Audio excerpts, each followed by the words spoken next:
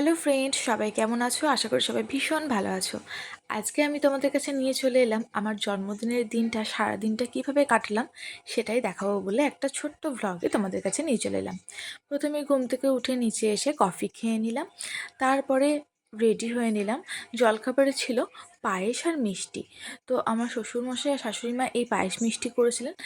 পায়েসটা ছিল খুবই টেস্টি। তো আজকে বলেছিল তোমাকে কিছু করতে হবে না, তো তুমি ওপরে চলে যাও, কিন্তু আমার কাজটা তো আমাকে করতেই হবে। আজকে ছিল আমার নাড়ুর অর্ডার, তো গতকাল রাত্রে যে নাড়ুগুলো বানিয়ে রেখেছিলাম সেইগুলো সবই প্যাকেট করতে শুরু করে দিলাম। তো যেহেতু আজকে আমার নাড়ুগুলো ডেলিভারি দিয়ে দেওয়ার কথা ছিল, তো যেহেতু আমি দেখলাম যে কোনো কাজ নেই, তো নাড়ুগুলো প্যাকেট করে নিই। তো আস্তে আস্তে নাড়ুগুলো প্যাকেট করে নেওয়ার পরে তো আমার একদমই সময় কাটছিল না, যেহেতু শাশুড়িমা বলেছিল আজকে তুমি কোনো কাজে হেল্প করবে না। তো আমি শাড়িটা পরে কিছু রিলস বানিয়ে নিলাম তাড়াতাড়ি। তো এদিকে আমার হাজব্যান্ড আমার শাড়ির কুচিটা ধরে দিচ্ছে। আমি নতুন শাড়ি একদমই একা একা পরতে পারি না, তো আমার হাজব্যান্ড কুচিটা ধরে সমান করে দিচ্ছে শাড়িটা। তো এখানে আমি রেডি হয়ে গেছি দুপুরের জন্য। তো দেখো আমার লুকটা কেমন লাগছে। তারপরে আমি নিচে চলে এলাম। এখানে দেখছি আমার হাজব্যান্ড নিচে আসার ভিডিওটাও করেছে। তো এই শাড়িটা কেমন হয়েছে অবশ্যই জানিও। এই শাড়িটা আমার শ্বশুরমশাই আমাকে গিফট করেছে আমার জন্মদিনে, আর শাশুড়ি মা দিয়েছে একটা সোয়েটার।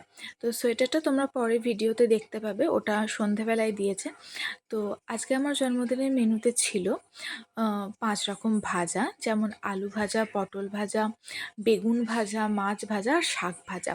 এছাড়া ছিল লেবু লঙ্কা, সাদা ভাত, পনির পোলাও, মাটন, চিকেন, কাতলা মাছের কালিয়া, চাটনি, দই আর মিষ্টি।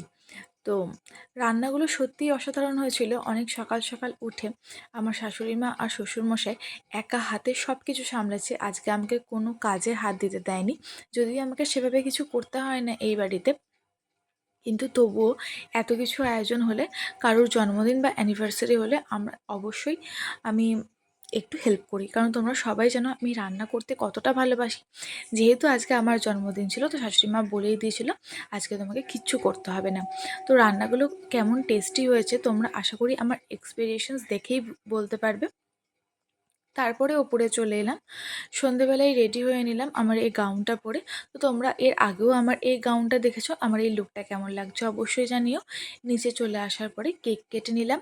তো কেকটা একদমই সারপ্রাইজ ছিল, আমার হাজব্যান্ড আমার জন্য নিয়ে এসেছিলো। আমি জানতাম না ও কোথায় অর্ডার দিয়েছিল বা কোথায় আনে। এটা প্রত্যেক বছরই হয়, আমার হাজব্যান্ড আমাকে কেকটা গিফট করে, কিন্তু আমি জানি না সারপ্রাইজ থাকে কেকটা। প্রথমে আমার শ্বশুরমশাই ও শাশুড়িমাকে কেক খাইয়ে দিলাম, তারপরে সঞ্জুকে দিলাম। এরপরে রেডি হয়ে বেরিয়ে পড়লাম। যেহেতু আজকে মঙ্গলবার ছিল, আমার হাজব্যান্ড যায় বজরংবলী মন্দিরে প্রত্যেক মঙ্গলবার সন্ধ্যেবেলায়। তো আমিও আজকে একটু বেরিয়ে পড়লাম ওর সাথে মন্দিরে প্রণাম করার জন্য, যেহেতু আজকে আমার জন্মদিন ছিল।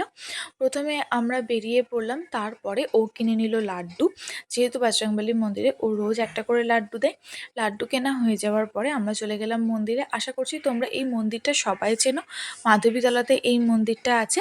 এখানে বজরংবলী মন্দির ও পাশে একটা মহাদেবের মন্দির আছে, তো সেখানে আমরা প্রণাম করে নিলাম। তারপরে চলে এলাম একটু গঙ্গার ঘাটে। গঙ্গার ঘাটে আমরা একটু চা খেয়ে নিলাম। চা খেয়ে নেওয়ার পরে আমরা বাড়ি চলে এলাম। আজকে আমার জন্মদিনের ভ্লগটা কেমন লাগলো অবশ্যই আমাকে জানিও। চলো আজকের মতন